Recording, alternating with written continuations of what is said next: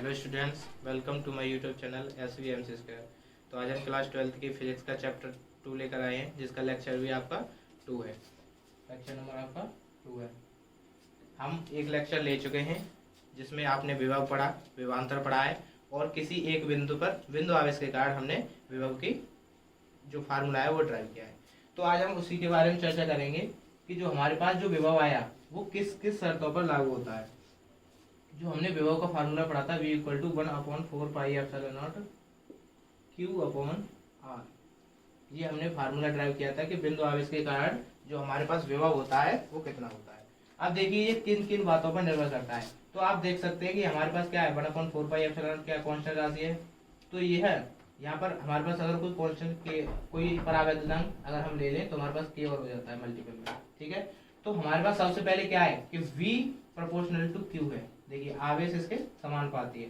तो पहली कंडीशन में ये क्या है, पहली कंडीशन है हमारे पास कि जो विभव होता है वो आवेश के कैसा होता है, समानुपाती।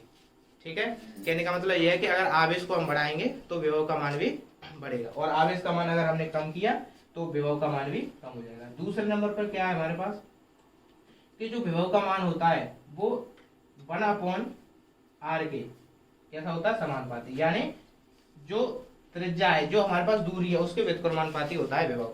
तो इसका मतलब क्या है कि अगर हमने दूरी बढ़ा दी, दूरी में क्या कर दिया, दूरी बढ़ा दी, तो हमारे पास विभव का मान कैसा हो जाएगा, कम हो जाएगा। अगर हम दूरी को क्या लेंगे, दूरी को कम करेंगे तो विभव का मान कितना हो जाएगा, हमारे पास बढ़ जाएगा ये।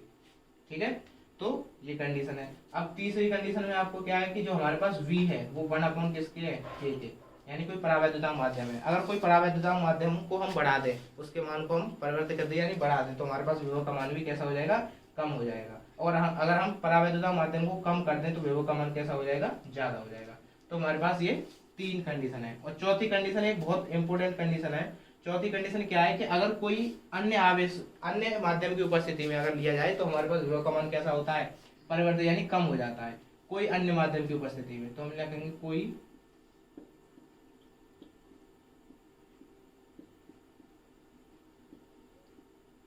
अन्य माध्यम की उपस्थिति में, कोई अन्य माध्यम की उपस्थिति में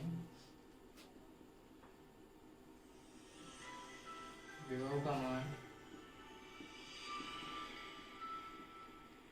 कम हो जाता है, विभव का मान कम हो जाता है। ठीक है, अब विभव का मान कम क्यों हो जाता है, क्योंकि हमारे पास अगर कोई हमने माध्यम रख दिया है, जो हमारे पास जो दूरी है उसके बीच में अगर हमने कोई परावैद्युतांक माध्यम या कोई अन्य माध्यम रख दिया तो हमारे पास उस विभव का मान कैसा हो जाता है, कम। क्योंकि इसमें क्या होता है कि आवेश का मान कितना हो जाता है, कम हो जाता है। क्योंकि जो हमारे पास आवेश है उसका मान भी कैसा हो जाता है, कम हो जाता है।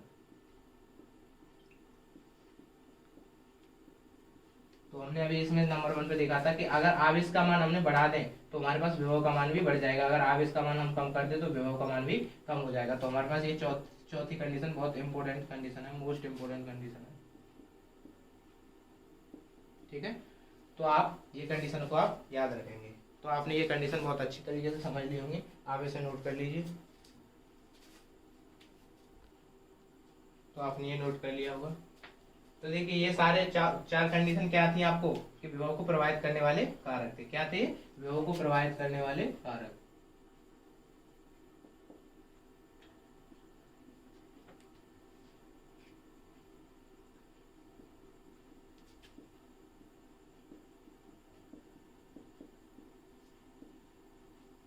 विभव को प्रभावित करने वाले कारक। ठीक है, तो ये 4 कारक थे आपको कि विभव कैसे कैसे बढ़ता है या घटता है और किन किन कंडीशनों पर ये लागू होता है। क्लियर है, तो आपने ये अच्छी तरह से पढ़ लिया है। अब देखिए हम अब विभव की चर्चा करेंगे कि जो हमारे पास हमने फर्स्ट चैप्टर था आपने उसमें देखा था वैद्युत द्रव्य के कारण हमने वैद्युत क्षेत्र की तीव्रता ज्ञात करी थी 3 कंडीशन पे, अच्छी स्थिति और निरक्षीय स्थिति और एनी पोजीशन पर। ठीक है, तो हम उसी कंडीशन के सेम टू सेम वैसा ही कंडीशन है इसमें भी कि हम वैद्युत द्रव्य के कारण हम क्या करेंगे, विभव की क्या करेंगे, गणना करेंगे। ठीक है, तो सबसे पहले हमारे पास कंडीशन कौन सी होगी, अच्छी स्थिति। अच्छी स्थिति में सबसे पहले हम क्या करेंगे, विभव की गणना करेंगे। ठीक है, एक्सियल पोजीशन।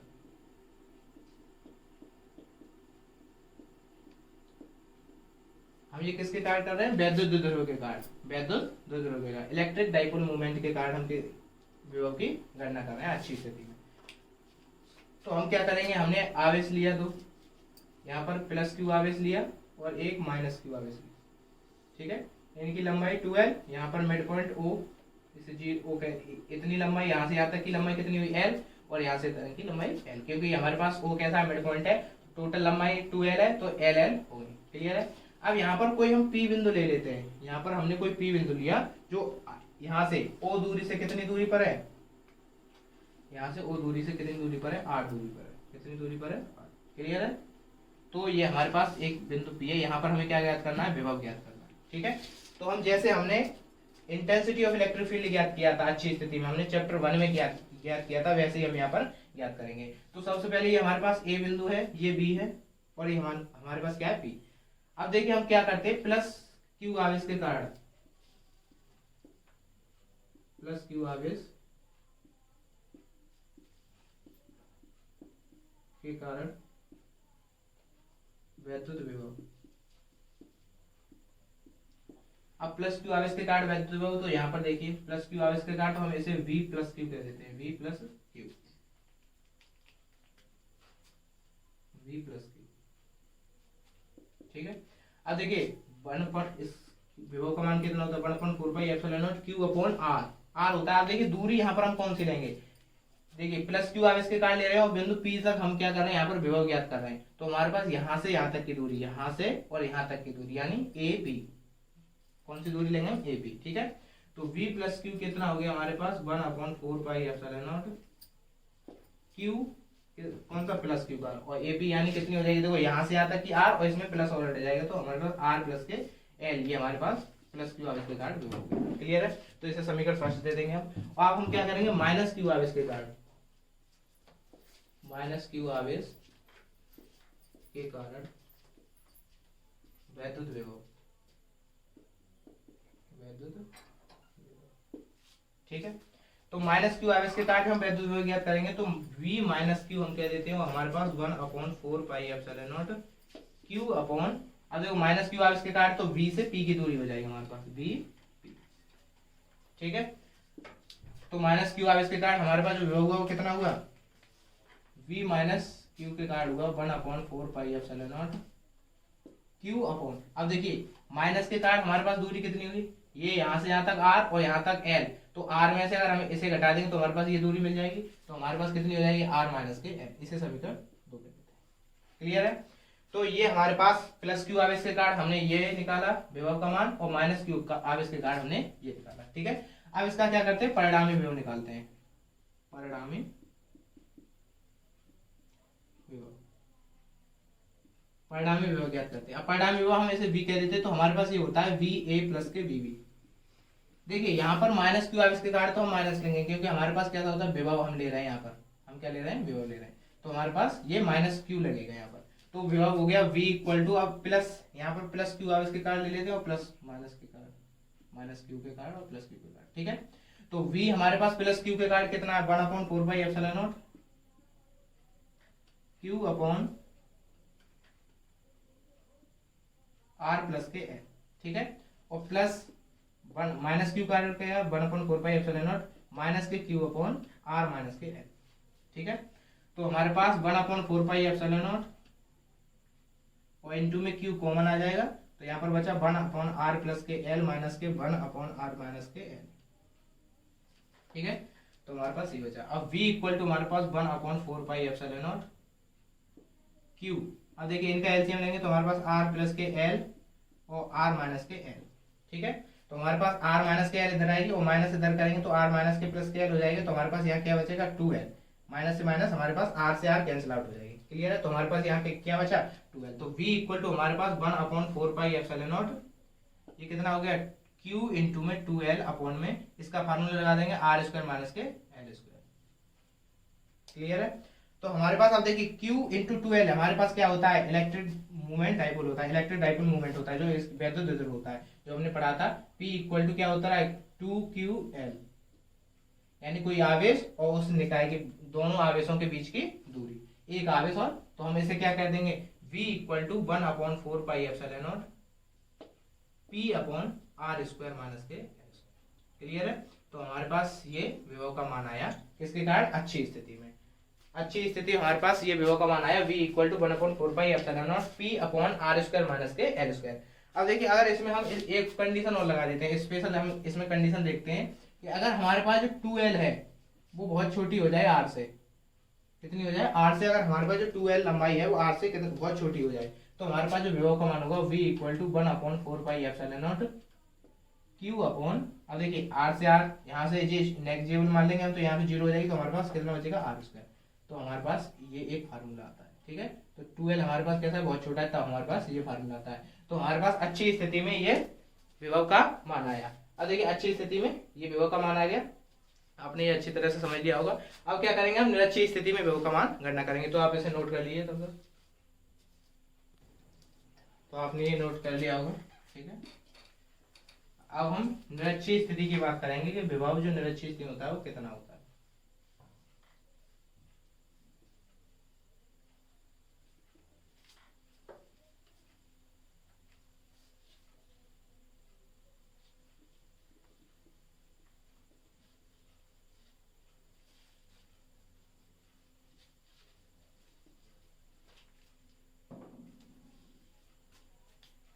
अब हम किसकी बात करेंगे? सेकंड कंडीशन पर, निरक्षीय स्थिति।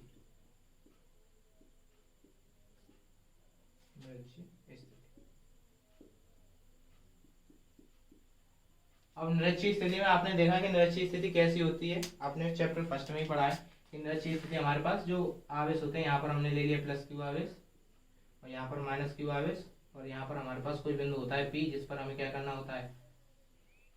चैप्टर फर्स्ट हमने क्या किया था? वैद्युत क्षेत्र की तीव्रता निकाली थी। यहाँ पर क्या निकालेंगे? विभव। इसकी लंबाई 2l, तो यहाँ से यहाँ तक ये r दूरी हो जाएगी। कौन सी दूरी? r दूरी। ये हमारे पास a बिंदु है, ये हमारे पास b है, ये हमारे पास पॉइंट कौन सा है? p है। तो हम अब इस पर क्या निकालेंगे? निरक्षीय स्थिति ज्ञात करेंगे और इसे हम क्या कह देते हैं? o कह देते हैं। तो यहाँ से यहाँ तक लंबाई l और यहाँ से यहाँ तक लंबाई l। ठीक है, अब जैसे हमने अभी ज्ञात किया था प्लस क्यू आवेश के कारण माइनस क्यू आवेश के कारण, वैसे ही हम यहाँ पर ज्ञात करेंगे। सबसे पहले किस पर? प्लस क्यू आवेश के कारण।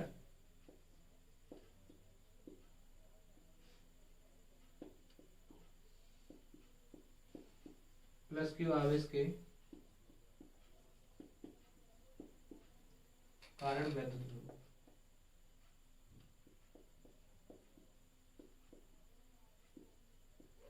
ठीक है, तो प्लस क्यू आवेश के कारण V प्लस कह देते हैं इसे, V प्लस क्यू आवेश के कारण। तो कितना हो जाएगा? 1/4πε0 Q अपॉन, अब देखिए दूरी कितनी लेंगे हम? यहाँ पर दूरी होती है तो हमारे पास A से P की दूरी आएगी, तो AP कितनी दूरी आएगी? AP। इसे समीकरण फंस जाते हैं, वैल्यू बाद में रख देंगे हम। और यहाँ पर आप क्या करेंगे? माइनस क्यू आवेश के कारण। किसके कारण? माइनस क्यू आवेश के कारण। माइनस क्यू आवेश के कारण वैद्युत विभव। माइनस क्यू आवेश के कारण विभव होगा वो हमारे पास कितना हो जाएगा?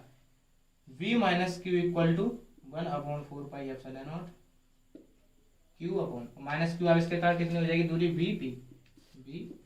जैसे समीकरण सेकंड कह देते हैं। ठीक है, अब देखिए हमारे पास जो दूरी है AP और BP कैसी हैं? बराबर है, तो हम कह देंगे यहाँ पर AP इक्वल टू BP। ये हमारे पास क्या है? बराबर दूरियां हैं। ये कैसी दूरी है हमारे पास? बराबर। क्योंकि जब आप इसका मान, ये दूरी हमारे पास R है और ये L है, तो आप देख सकते हैं ये दोनों कितने पर? थीटा एंगल पर झुके हुए हैं। ठीक है, तो ये वाली दूरी बराबर इसके बराबर हो जाएंगे दोनों दूरी। तब हम यहाँ पर क्या निकालेंगे? परिणामी तीव्रता, परिणामी विभव।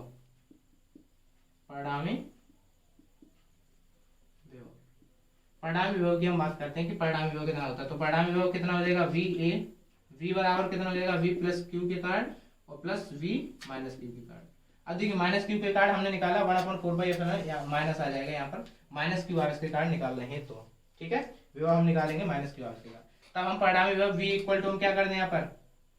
V प्लस के क्यू के कारण हमारे पास कितना आया? 1/4πε0 Q अपॉन AP माइनस के प्लस के 1/4πε0 माइनस Q अपॉन BP। ठीक है, अब V इक्वल टू हमारे पास 1/4πε0 Q अपॉन AP। अब देखिए प्लस माइनस माइनस आएगा, 1/4πε0 Q अपॉन BP। अब देखिए यहाँ पर कंडीशन क्या है, आपने ये देख लिया कि AP बराबर कितना है VP, यानी AP बराबर VP है हमारे पास, कितना है VP है। अब देखिए ये दोनों बराबर हो जाएंगे राशि, क्योंकि AP बराबर हमारे पास VP हो गया, तो ये दोनों क्या हो जाएंगे, कैंसल आउट, और निरक्षीय स्थिति विभव का मान हो जाएगा 0। निरक्षीय स्थिति हमारे पास विभव का मान कितना हो जाएगा, 0 हो जाएगा। तो अच्छी स्थिति में हमने देखा और निरक्षीय स्थिति में विभव का मान 0 होता है। और आपने अब आप उसमें जो आपने चैप्टर फर्स्ट में हमने निरक्षीय स्थिति में इंटेंसिटी ऑफ इलेक्ट्रिक फील्ड ज्ञात किया था, उसका फार्मूला आया था, उसमें 0 नहीं था, लेकिन विभव का मान हमेशा निरक्षीय स्थिति में कैसा होता है, 0 होता है। तो आपने ये देखा कि सबसे पहले कैसे क्या करेंगे, प्लस क्यू आवेश के कारण विभव निकालेंगे, और उसके बाद हम माइनस क्यू आवेश के कारण निकालेंगे। और आप जानते हैं कि ये दोनों दूरी हमारे पास कैसी है, बराबर है, इक्वल है। तो अब परिणामी विभव कितना होता है हमारे पास, V इक्वल टू हमारे पास जो प्लस क्यू आवेश के कारण है वो, और माइनस क्यू आवेश के कारण है वो। तो हमने ये दोनों लिया, दोनों विभवों को एक साथ लिया। तब हमने क्या किया, प्लस क्यू आवेश के कारण हमने जो वैल्यू लिख ली थी हमारे पास वो हमने लगा दी यहाँ पर, और माइनस क्यू के कारण जो मान आया था वो लगा दिया। और दोनों को देखा कि AP हमारे पास VP बराबर है, तो दोनों हमारे पास कैसे हो गए, समान हो गए। तो AP बराबर VP जो समान हो गए, तो दोनों से कैसे हुआ, कैंसिल आउट हो गया। तो V का मान कितना आया, 0 आया। तो हमारे पास ऐसे हमने विभव का निरक्षीय स्थिति मान ज्ञात किया कि निरक्षीय स्थिति में हमारे पास विभव का मान कितना होता है, 0 होता है। तो आपने अच्छी और निरक्षीय स्थिति आपने पढ़ ली, आप इसे नोट कर लीजिए। तो आपने ये नोट कर लिया होगा। तो आज के लेक्चर में हम इतना ही रखते हैं। आज हमने क्या क्या पढ़ा, हमने विभव वैद्युत ध्रुव के कारण हमने जो कारक पढ़े थे विभव के, सबसे पहले क्या पढ़ा था, हमने विभव के कारक पढ़े थे, विभव पर डिस्कशन किया था। उसके बाद हमने वैद्युत ध्रुव के कारण हमने विभव का मान निकाला, निरक्षीय स्थिति में और अच्छी स्थिति में, दोनों हमने कंडीशन पढ़ ली। तो आज के लिए आज लेक्चर में इतना ही रखते हैं, ठीक है। तो आई होप आपको ये वीडियो पसंद आई होगी। तो हमारी वीडियो को लाइक करें, सब्सक्राइब करें, चैनल को सब्सक्राइब करें और इस वीडियो को शेयर करें। Thank you so much.